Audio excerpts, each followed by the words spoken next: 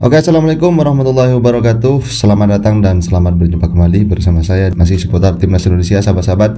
Dimana dalam euforia, dalam prestasi maupun kemenangan dari Timnas Indonesia, tentunya dalam performa PSSI di bawah komando Pak Erick Thohir, Timnas Indonesia sudah punya reformasi atau gebrakan-gebrakannya sudah nyata ya. Mulai dari membangkitkan dari timnas senior yang lolos ke putaran ketiga kualifikasi Piala Dunia 2026, Coach Indra Sapri, Timnas Indonesia U19 dengan kejutan-kejutan yang luar biasa berhasil juga membuatkan sejarah.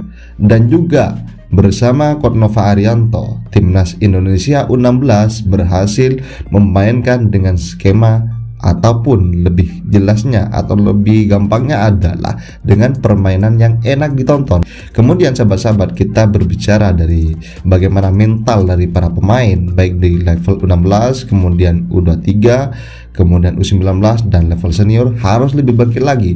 Karena jika kita berbicara tentang mental dari performa tim nasional, itu bukan hanya ecek-ecekan lagi. Siapapun kalian pemainnya, baik itu pemain diaspora, pemain lokal, semuanya adalah pemain timnas. Jika berbicara mental, apapun yang kritikannya dilakukan oleh para sahabat-sahabat DTZ, maka Timnas Indonesia mentalnya harus lebih update lagi, tidak mudah down. Jadi kritikan itu dari para supporter Timnas Indonesia, kalian jadikan motivasi untuk bisa melakukan latihan-latihan yang lebih agresif lagi. Oke sahabat-sahabat, di sini ada beberapa cuplikan, mari simak bersama bagaimana pernyataannya karena ini sangat luar biasa ya. Tentang mentalitas mereka gitu loh. Ya jelas lah, untuk lawan Thailand kan susah banget, tapi mentalnya mereka di atas lapangan dengan usia yang segitu, Coach. Sebenarnya kalau kita lihat sebenarnya usia segitu itu di luar ya, itu udah dewasa. Kan pada saat kamu umur 18 tahun ke atas, itu udah dianggap man, bukan boy. Tapi timur kita kan. Iya, that's why kalau kita mau bersaing di level dunia, kita harus ikutin standar mereka. Iya kan? Yes. Kalau kita selalu punya alasan ya ini kita timur, budaya timur, Asian value gitu-gituan ya, kita nggak akan kemana-mana. Karena standar mereka lebih tinggi. Nah kalau kita kan impian termasuk gue fans sepak bola Indonesia, kita harus masuk level dunia. Ya kita harus ngikutin standar mereka. Nggak bisa bilang ini timur, nggak ada itu. Jadi kita harus mengangkat level kita. Jangan lupa kita main di kandang itu ngaruh banget. Yang gue lihat perbedaan bahwa ini yang gue sebut kita sangat appreciate. Mereka bekerja keras, mereka layak menjadi juara, tapi masih banyak PR. Nah salah satu PR ya ini, mereka main di Toulon kalah semua loh. Itu mungkin juga kita nggak tahu adaptasi, mereka sempat latihan di Como terus ke Toulon, itu kalah semua. Nggak masalah, sama sekali nggak masalah karena itu friendly. Dan akhirnya berkat friendly itu mungkin di rombak-rombak belajar kita jadi juara. Sekali lagi levelnya ini cuma ASEAN. Oke? Happy, celebrate, gue setuju semua, harus dinikmati. Oke? Tapi sudah selesai, fokus ke Asia. Iya. Dan di Asia, kecuali kualifikasi kan kita main di kandang juga. Nah, kita lolos lah. Malah Dewa, Timor Leste, sama Yaman kita lolos. Yakin gue. Oke. Nanti di Piala Asia, disitulah teruji mentalnya. Lu punya mental nggak? Nggak sekarang. Kalau gue bilang, karena kita main di kandang. Walaupun sekali lagi kita bekerja keras dan menunjukkan fighting spirit yang luar biasa ya. Itu sangat layak diapresiasi. Iya. Gitu. Iya, tapi setuju sih Coach, tanpa melihat umur ya, harusnya kan kita nih kayak kemarin lagi hype banget. Aku izin bahas nih Coach masalah yang ada salah satu pemain yang bukannya anti kritik tapi jadi ngedown mentalnya karena menerima mungkin banyak kritikan. Gue sih nggak ngelihat dia down ya. Gue lihat lu nggak bisa berharap anak umur 16 tahun main bagus terus. Ya betul. Iya kan? Jadi memang dia lagi menurun aja. Dan ini anak akan bangkit karena dia punya bakat.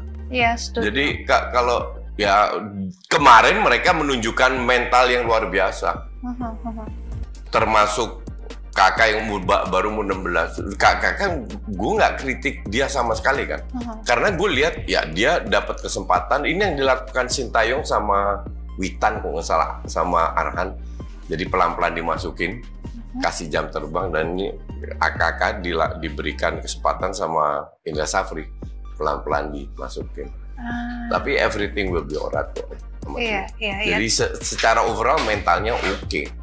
Tapi coach sebagai pandit dan juga pernah jadi coach juga gitu, pelatih juga, ngelihat karakternya U16 sendiri itu gimana sih coach kan? U16? Iya. Kalau U16 ya lihat aja Coach Nova latihannya kayak apa. Keras, which is good. Nanti ke U19-nya udah siap gitu ya? Enggak juga, enggak bisa, ini bukan matematika. Jadi gimana? Bukan 16 oke 19, enggak. Karena kita nggak tahu antara 16 sampai 19 dia besar dalam lingkungan seperti apa. Iya sih, nggak selalu di dalam latihan. Dan nggak selalu di bawah pelatih yang sekeras Nova. Iya. Gue setuju yang dilakukan Coach Nova itu, gue dukung 1000%. Dari seumur segini harus keras. Karena pada saat lu pakai jersey merah putih, lu harus siap menghadapi 285 juta rakyat Indonesia. Iya, betul. Iya kan? 16, 14, I don't care mau berapa. Lu harus siap dan itu dilakukan oleh Coach Nova. Untuk mempersiapkan apakah di usia 19 atau 17-18 nanti mereka sudah mateng, ya belum tentu. Karena setiap pemain beda. Kita nggak tahu dia di-treat di rumah di mana, di klubnya gimana, sama pelatih lainnya gimana, kan nggak tahu. Tapi kalau untuk ngelihat kemarin nih U19, kan sampai Coach Indranya kalau nggak salah sampai ngeluarin statement ya, ini lebih bagus dari zamannya Evan Dimas di 2013 bahkan. Ya itu Indra Safri yang tahu. Iya. Ya, dan gue kurang tahu, jadi gue nggak bisa ngejudge. Gue kurang tahu, tapi yang gue lihat ini tim kompak. Pada saat subsnya masuk, selevel, punya kontribusi, dan gameplaynya dijalankan. Walaupun orang bilang, oh ini parkir base, parkir tronton, ya ini bagian dari strategi Indra Safri. Nggak ada masalah, kan turnamen, pada saat turnamen, lu main jelek, bagus, yang penting menang. Beda sama kompetisi long run, jadi lu harus main bagus, kompakan, kebersamaan, kuatkan pondasi cara bermain, karena panjang kan, ini kan cuma 5-6 pertandingan. Iya, skillnya sendiri juga lebih merata ya kalau waktu lebih merata. 2013 lalu kan dia kayak overpower sendiri. Gue nggak tahu, gue nggak bisa ngejudge. Gue nggak begitu perhatiin zaman itu. Tapi kalau Coach Indra yang bilang gitu ya gue percaya aja. Iya, cuman yang jelas ini tim keren lah, tim kemarin itu.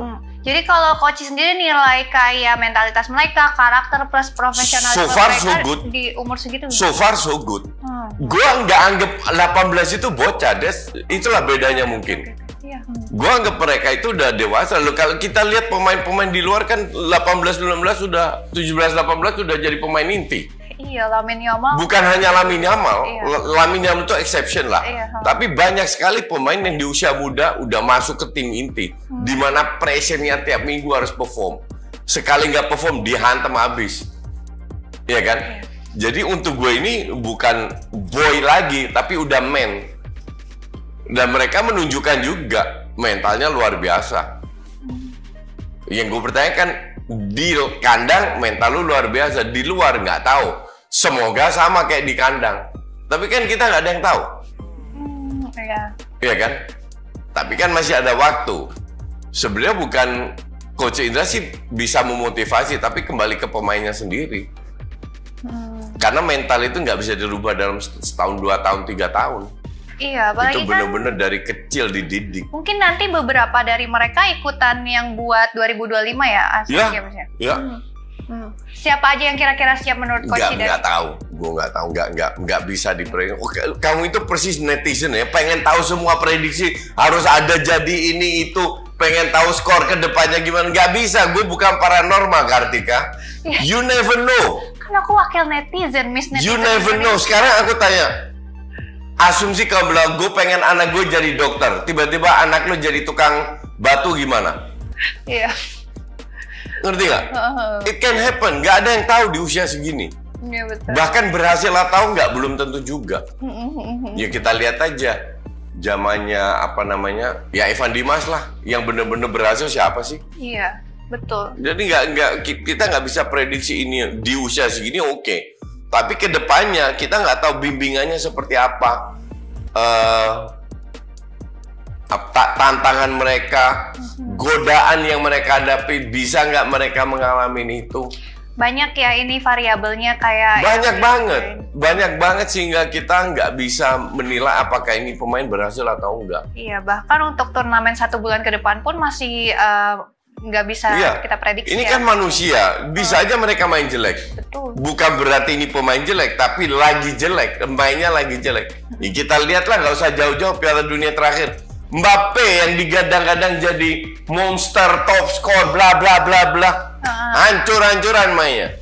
Iya. Dan dia ngaku sendiri, gue main jelek banget.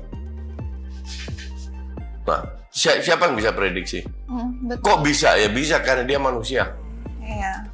Dia bisa aja, dia nggak nyaman lah, apalah. Iya, jadi nggak perlu dikritik, perlunya disupport aja ya. Bukan nggak perlu dikritik, nggak perlunya nggak. Dihujat. Nggak perlu diprediksi. Tapi kan sebagai netizen. Nggak. Kita sebagai influencer, kita harus mengajarkan. Nggak usah tanya prediksi-prediksi, nggak ada yang bisa diprediksi. Kita hidup berapa lama lagi nggak ada yang bisa diprediksi. Tapi aku setuju banget loh coach. Kemarin itu aku bawain Olimpiade kan, dan banyak banget usia-usia atlet yang 15-16 tahun tuh udah berkompetisi di level Olimpiade yang internasional kayak gitu. Betul, yang dunia ya. Iya. Jangan itu. Atlet senam 6 tahun. Iya betul. 6 tahun. Atlet pingpong di Cina 6 tahun. Lu kalau lihat bocah 6 tahun cuma main pingpong, buset dah. Catur juga tuh. Iya. Itu udah kecil-kecil semua karena mereka persaingan tambah ketat. Kalau lihat berapa atlet yang usianya di bawah 18 tahun di Olimpiade, nah minimal gue bilang 20-30% ada itu. Senam kan banyak yang muda. Iya betul. Iya kan? Nah itu lu pikir dari nothing dimanja-manja terus dipanggil untuk Olimpiade? Enggak. Dari umur kecil udah dihajar. Karena mereka punya ambisi bisa bersaing di dunia. Bukan Asia. Jadi forget, kan kita orang timur. Nggak ada cerita itu. Kalau lu mau masuk di, apalagi timnas Indonesia, kita semua rakyat Indonesia pengen kita masuk ke Piala Dunia. Ya lu harus level mental, lu harus level mereka kalau mau masuk Piala Dunia. Level mentalnya standar internasional lah. Standar internasional, nggak bisa bilang kita orang timur. Gitu. Apakah bisa? Bisa. Kembali ke masing-masing. Nah kemarin udah juara, mentalitas yang kayak gimana dan harusnya pelatih dan juga pemain harus gimana menatap kemenangan ini dan untuk jalan ke depan lagi coach? Ya kemenangan ini dinikmati, tapi jangan kelamaan. Dirayakan, tapi jangan kelamaan. Fokus ke latihan lagi, pemain balik ke klub masing-masing. Fokus ke Indra Safri, fokus pantau pemain lagi dan ke menatap itu apa ya, kualifikasi Piala Asia. Dan mereka kalau nggak salah masih ada friendly, which is good, di Korea kan. Ketemu Thailand lagi, Argentina sama Korea. Jadi ini ya di sinilah mental lu juga diuji nanti. Lu ketemu Argentina seperti apa? Ketemu Korea seperti apa? Bisa nggak? Ya bisa, tapi harus menunjukkan. U23 kita udah menunjukkan mental luar biasa, main away ya. Lawan Korea, lawan siapa, keren itu. U23 itu keren. Tapi U19 ya di Asia mereka belum menunjukkan. Bukan mereka nggak bisa, tapi belum menunjukkan. Tapi kalau gue lihat kemarin yang mereka menunjukkan, nah gue optimis. Gue optimis bahwa sebagian besar bisa mempertahankan mentalnya yang mereka tunjukkan di kandang. Iya, pokoknya optimis dulu ya, tanpa memprediksi. Ya, tanpa memprediksi ini itu dan lain-lain. Enjoy lah. Apa yang terjadi pada seorang Aja Semara? Saya kira menurut saya agak kelebihan Anjas. Kalau Anjas kemudian tiba-tiba sekarang menyalah-nyalakan Sintayong gitu, kan harusnya kita berkaca pada diri kita sendiri gitu. Kita nih sudah memberikan apa gitu. Nah, kan kalau turnamen itu, apalagi turnamen nggak tercatat oleh FIFA, kan nggak ada apa-apa itu, nggak bisa kita kategorikan sebagai itu prestasi kita gitu. Nah, kecuali kita udah misalnya juara SEA Games, semifinalis Asian Games, masuk Olimpiade, itu kita boleh lah menyebut diri kita legend, kemudian kita merasa bahwa kita ini lebih dari orang lain, bolehlah itu, bolehlah. Kayak wartawan misalnya gini, pernah nggak ngeliput Piala Dunia? Belum. Aduh, jangan dong lu ngomong sepak bola seolah-olah gitu kan. Saya gini-gini, alhamdulillah 2 kali loh ngeliput Piala Dunia. 90 itu pun saya nggak mau menempatkan diri seperti orang yang paling tahu dari sepak bola, enggak gitu. Cuma saya kapalan di sepak bola nasional. Kenapa? Karena dari tahun 81 Bang Valen naruh saya di sepak bola nasional. Kemudian tim nasional, semua tim nasional dari mulai Anjas main, saya udah di tim nasional. Udah mulai ngeliput di masa-masa terakhir Anjas gitu. Nah, harusnya dia berpikir untuk itu gitu. Nggak apa-apa dia punya pendapat berbeda, boleh bukan enggak. Tetapi maksud saya jangan kelebihan. Menurut saya ini agak kelebihan. Bagian mana yang menurut Abang kelebihan? Ya misalnya dia Sintayong dianggap bukan siapa-siapa. Atau dibilang ini pemain kebanyakan pemain naturalisasi. Saya mau tanya, Pele itu orang Brazil bukan? Tahun 58 loh Pele memperkuat. Usia 18 tahun. Orang Brazil bukan? Bukan. Afrika lah. Didi orang Brazil bukan? Bukan. Lalu kalau kita bilang oke nih zaman berikutnya Platini, emang Platini orang Prancis? Itali. Orang Itali. Gitu loh. Djorkaeff kan sama sebetulnya. Djorkaeff. Iya. Aljazair ya. Ya, juga Djorkaeff orang Serbia. Iya. Oh, Yuri Djorkaeff. Gitu. Nah, jadi dengan posisi seperti itu, masa sih kita, karena semua model tim nasional tuh saya ikutin dan maaf nggak berhasil. Saya tetap mengagumi, menghargai, menghormati mereka, tapi mereka gagal. Kan ini fakta yang nggak bisa kita sanggah, Ilmi. Saya nggak ingat tuh Anjas itu luar biasa karena gondrong dulu. Betul. Tiap kali dia gendeng bola itu perempuan tepuk tangan, Bang. Betul. Tapi beliau yang gagal penalti yang menggagalkan kita masuk Olimpiade. Iya, betul. Dia dapat kesempatan meskipun waktu itu menurut mahasiswa dia almarhum Anjas itu sakit gitu. Nah, dia memang sebetulnya tidak ada dalam daftar gitu, tapi kemudian karena nggak berani orang yang lain, akhirnya dia yang ditunjuk. Nah, tapi tendangannya itu gagal dan gara-gara itu Indonesia nggak ke Montreal. Itu harus dia ingat gitu. Jangan sampai dia melupakan itu gitu. Dan kemudian kan juga di masa Anjas, apa SEA Games kita juara? Enggak kan? Apa Asian Games kita pernah ikut? Enggak kan? Gitu. Nah, ini fakta yang ada gitu. Kalau cuma sekedar turnamen piala ini piala itu nggak tercatat di FIFA juga. Gitu ya, Bang. Gitu. Jadi dengan posisi itu menurut saya, ayolah kita perbaiki. Jadi kita butuh orang seperti Anjas yang kritis gitu, tetapi jangan dia menjatuhkan dirinya sendiri dengan cara-cara yang kurang. Apalagi Sintayong ini lagi apa ininya lagi anginnya lagi bagus lah, Bang. Iya. Nggak apa-apa misalnya gini, dia anti Sintayong nggak apa-apa, boleh. Cuma batasin gitu loh menurut saya. Tapi ya itu terserah dia lah gitu. Tapi ada statement dulu yang paling asik menurut saya. Kenapa Pak Erik katanya nggak sewa Pep Guardiola aja? Dia kemarin nih nggak ngomong itu juga, ngomong itu. Ya tanya apa Erik lah, kenapa dia nggak pertanyaannya sederhana juga. Apa dengan Pep Guardiola pasti kita bisa maju? Kan belum tentu juga. Apakah Pepnya mau? Dia nggak tahu Pep dibayar berapa. Ya katakanlah begitu, katakanlah di Pep mau gitu. Pertanyaannya apakah kalau dengan pemain-pemain yang ada sebelum pemain naturalisasi ini kita bertanya. Saya sekali lagi ya, saya tidak merendahkan, tidak anti pada pemain-pemain lokal karena bagaimanapun itu saudara-saudara kita gitu. Ini kan fakta yang ada gitu, yang nggak bisa kita sanggah gitu. Nah sekarang ada lagi misalnya, ini saya baru baca di ini ada anak Indonesia lahir di Surabaya, besar di Batam, dia bela Singapura. Mana lebih baik itu apa? Hapner lahir di Belanda, ada darah Indonesia, bela Indonesia, mana lebih baik gitu. Nah selain itu Helmi, saya sahabat saya, kemudian Reva Dedi dan Toro, ini tim pertama yang ditugaskan PSSI untuk membuka jembatan naturalisasi. Itu Januari 2009. Siapa itu? Kami berempat. Siapa yang dinaturalisasi waktu itu? Belum ada, makanya saya mau cerita. Kami datang ke Belanda 2 minggu. Saya 5 hari karena saya harus mewakili PSSI. Kami resmi dapat tugas tapi secara informal.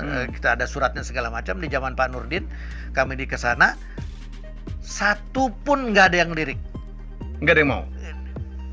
Jadi kita datang aja, kita baru niat, mereka udah pergi. Kebayang nggak kayak apa? Mereka tuh pemain-pemain yang mau direkrut. Iya, kita punya catatan ratusan pemain Indonesia yang darah Indonesia. Iya. Ya, yang baru mau kita urut aja, kita baru nanya. Kami ditemani oleh Pak Pati Asina, bukan. Saya lupa lah nama. Orang Maluku, dia sudah jadi warga negara sana. Ambon ya. Ambon yang di sana ya. Ya di sana. Dia yang bantu kita kemana-mana. Jadi ketemu orang tua baru diajak ngomong aja udah nggak mau. Kebayang kayak apa? Segitu mereka memandang sebelah mata ya. Nah, makanya kemudian Pak Nurdin dan kawan-kawan menaturalisasi pemain-pemain yang udah ada di Indonesia. Misalnya seperti Gonzales gitu. N'Golo ya. Ya, N'Golo. Tapi kalau menurut saya Gonzales lahir terlalu cepat. Kalau dia lahirnya sekarang, wah gila, kurang. Itu luar biasa. Kan itu kalau secara naturalisasi nggak ada darahnya, nggak ada keturunan, tapi nasionalismenya gila itu orang. Betul. Jadi jadi dia itu terpaksa diambil karena kita nggak punya pemain, ya yang lain. Nah, kan saya bilang, saya ngikutin dari Garuda 1, Garuda 2, Primavera, Bareti, belum lagi tim PSSI Merah, PSSI Banteng, PSSI Garuda, saya ikutin semua. Kan baru 85 kita bisa masuk kemudian kita juga semifinal 86 Asian Games. Meskipun story di balik itu saya dengar semua. Indonesia mau menang lawan Malaysia itu saya dengan Edi Laengko, wartawan waktu itu Suara Pembaruan, ya dengan Riang Panjaitan almarhum wartawan Sinar Pagi waktu itu kami di Kuala Lumpur Liga Selection. Jadi kami lagi makan pagi, orang Malaysia datang. Indo ya. Yuk nanti sore menang. Indonesia mau menang, mau melawan Malaysia. Nah, pulang dari Asian Games Malaysia pemainnya 200 pemain dihukum oleh FAM. Suap. Gitu. Nah, saya nggak apapun kita masuk semifinal. Itu harus kita hargai. Tim itu adalah, jadi saya ikutin betul bagaimana tim nasional gitu. Nah, kemudian setelah Pak Nurdin nggak bisa dapat dari Belanda pemain-pemain keturunan, naturalisasi murni. Salah enggak? Kan udah banyak tuh contohnya. Ini yang paling baru deh nih yang kita, ya kan? Nico tuh pahlawannya Spanyol yang kemarin bikin gol, atau Nico Williams. Nico Williams. Lamine Yamal sebagai pahlawan luar biasa. Iya.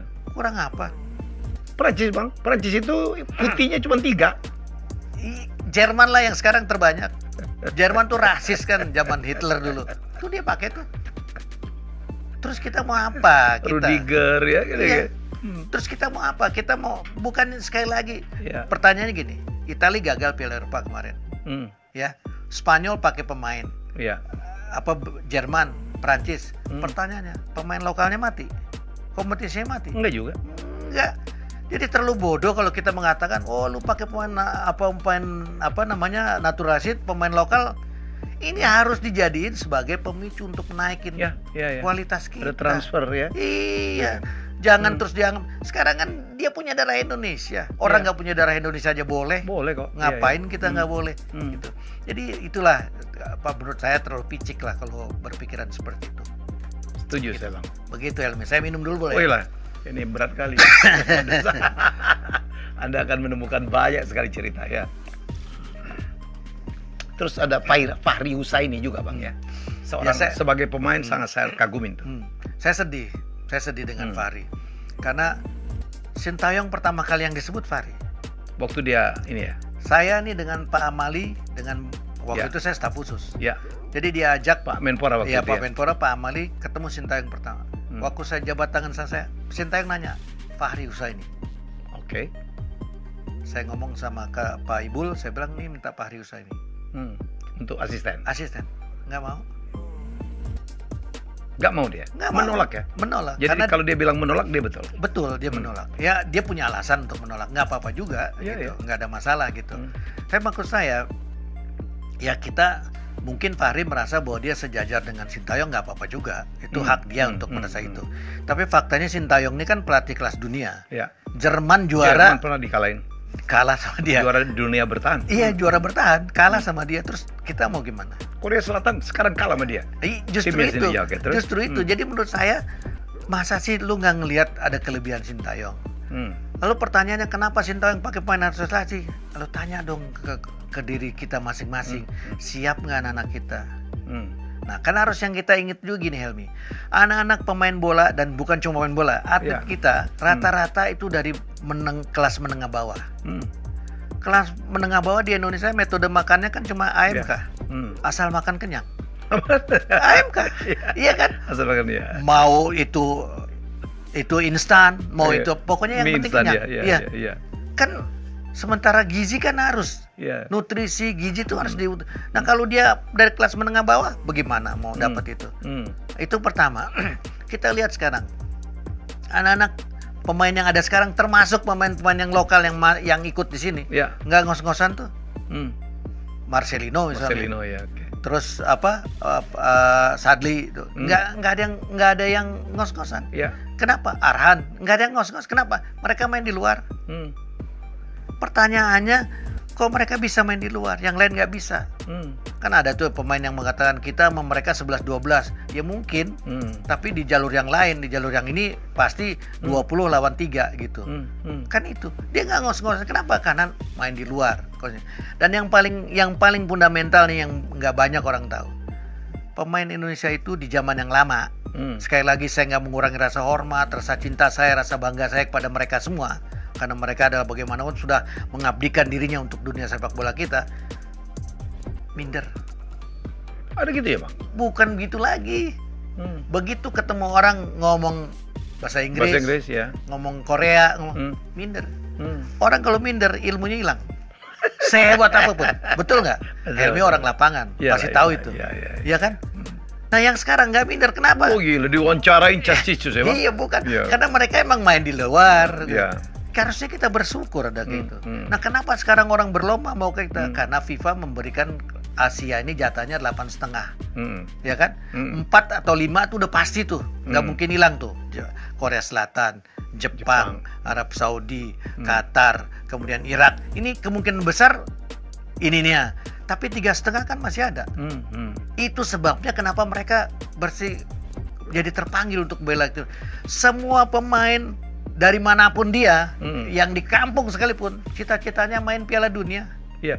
Nah kalau terbuka peluang, terus mereka nggak mau, kan ada lagi yang mengatakan, oh iya mereka dibayar. Enggak, dibayar oleh klub yang berikutnya. Kenapa? Begitu dia dipanggil tim nasional, ikut Piala Dunia, ikut penyisihan Piala Dunia dan sukses, value dia naik. Kan fakta, nggak bisa dibantah gitu. Jadi jangan kita mengada-ada gitu. Faktanya ada kok. Negara-negara yang udah juara dunia aja masih pakai melakukan itu. Iya, melakukan itu. Kenapa kita jadi enggak gitu?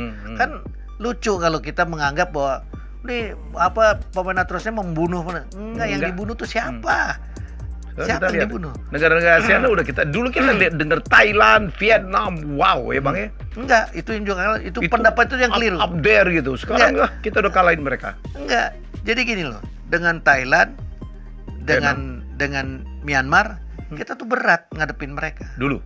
Iya. Dari dulu. Iya. Bahwa kalau dengan Vietnam, dengan Kamboja, dengan Filipina, itu dulu kayak kemarin kita menang U19 menang 6-0 lawan Filipina, itu biasa zaman dulu. Iya.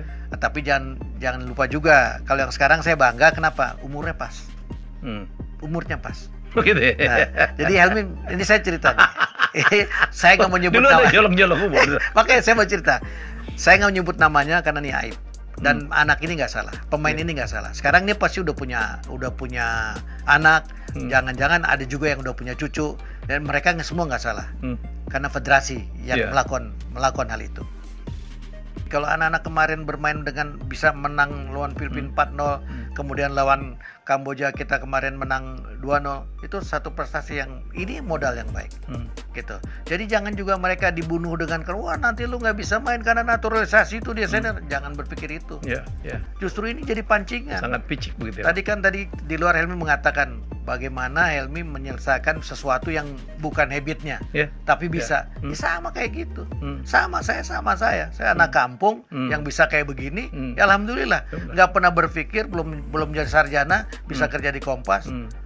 Kan sesuatu yang karena kita mau belajar. Iya.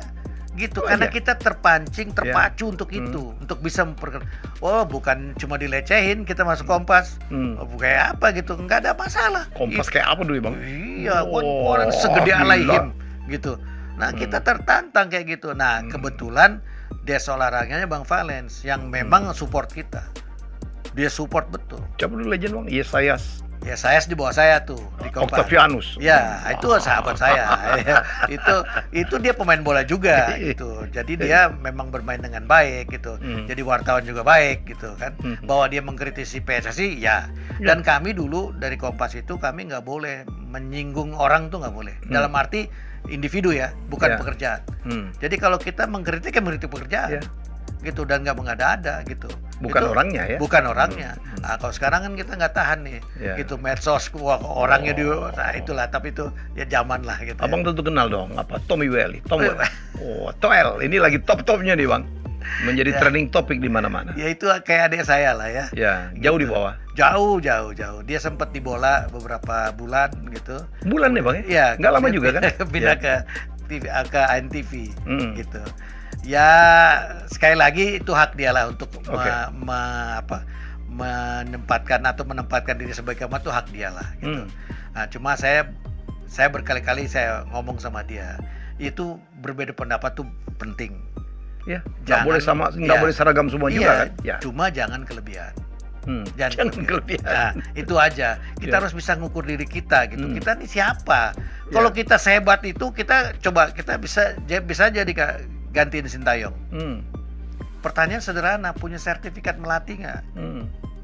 Kayak Anjas gitu kan, punya sertifikat melatih kan? Enggak, Anjas nggak pernah terjun ke dunia pelatih kan.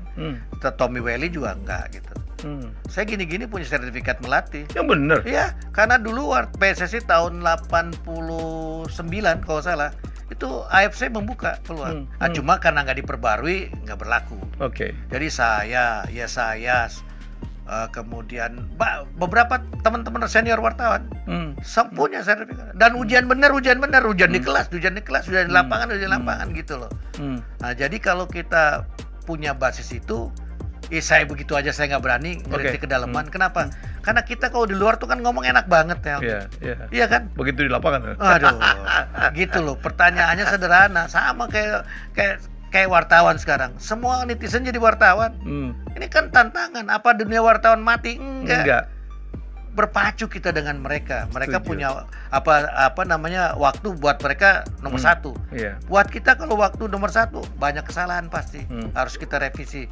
Nah kalau zaman dulu bedanya kan kita lebih dalam kan. Kenapa? Karena kita waktunya banyak. Kalau sekarang nggak ada waktunya. Nah gitu. Nah jadi dengan posisi seperti itu saya kira berbeda pendapat itu sah. Dalam negara demokrasi sangat dibutuhkan. Mengkritisi boleh banget. Boleh. Tapi jangan kelebihan. Gitu. Saya menganggap adik saya ini agak kelebihan. Gitu. Ya terserah lah. Dia bisa menerima, bisa enggak. Ini kan karena Helmi bertanya, saya menjawab seperti itu. Sebetulnya modal dia bagus, banyak gitu. Cuma kalau dia dalam dengan cara yang lebih baik, mungkin dengan cara yang lebih santun, mungkin lebih enak gitu kan. Kan karena menghadapi netizen ngeri banget gitu. Nah dia sekarang menghadapi situasi yang nggak menguntungkan buat dia gitu. Nah ayolah, ingatlah bahwa kita nih hidup nggak sendiri, gitu. Kita punya keluarga. Kita juga nggak menganggap netizen itu mau melakukan sesuatu, enggak. Tapi harus kita pikirkan anak kita kayak apa. Kan terganggu, dia udah pernah bercerita anaknya juga terganggu. Ya harusnya dia mulai berpikir itu, bukan ini gue gitu kan. Kalau kecuali kita belum kawin lah. Kalau kita belum kawin mau apa aja kita bisa, tapi kalau ini kan janganlah gitu. Maksud saya ini nasihat dari seorang senior. Ya dari kakak lah. Terserah Tommy Welly mau terima mau enggak gitu.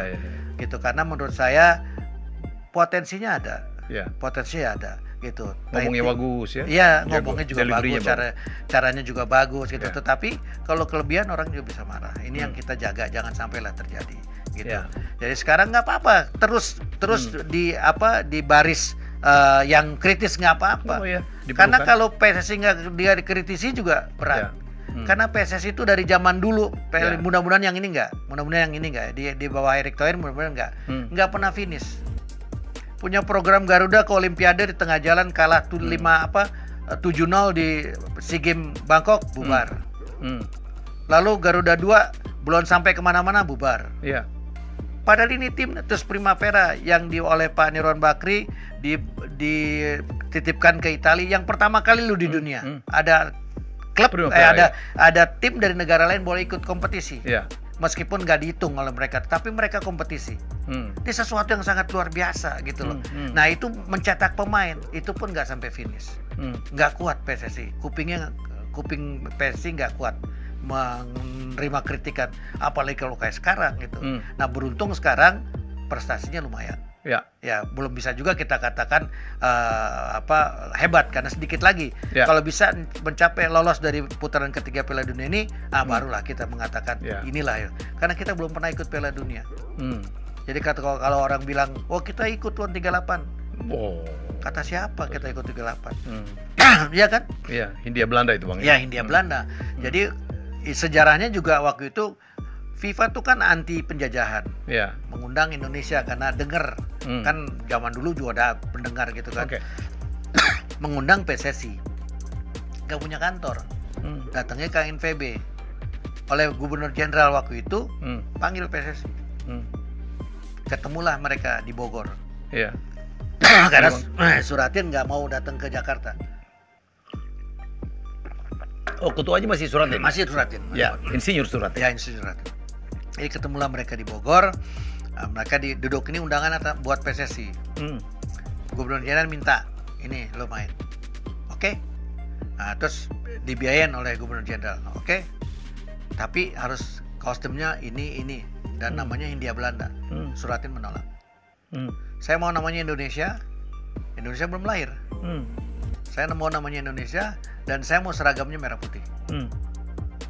Nggak ditolak. Nah, lalu Gubernur Jenderal menyatakan kalau gitu yang berangkat ke NVB karena ini undangan.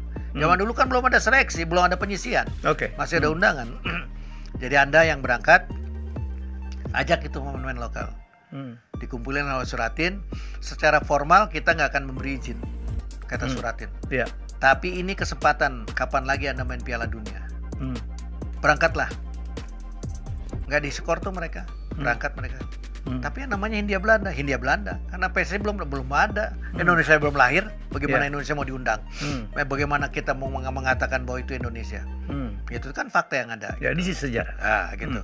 Kemudian waktu kita Olimpiade Melbourne tahun 56, kita juga diundang. Kan katanya udah lolos, enggak. Sekarang kebayang, Malaya ikut, Thailand ikut, Vietnam Selatan ikut, Indonesia ikut. Ini kenapa saya sendiri merasa nggak pernah takut dihukum FIFA. Kelamaan, apapun kesalahan kita. Gitu. Kenapa FIFA butuh kita? Apalagi sekarang bersama ketua umum dengan Presiden FIFA bersahabat. Dan saya kira ini sesuatu yang sangat luar. Bahkan kita diuntungkan dengan persahabatan Erick Thohir dengan Infantino gitu.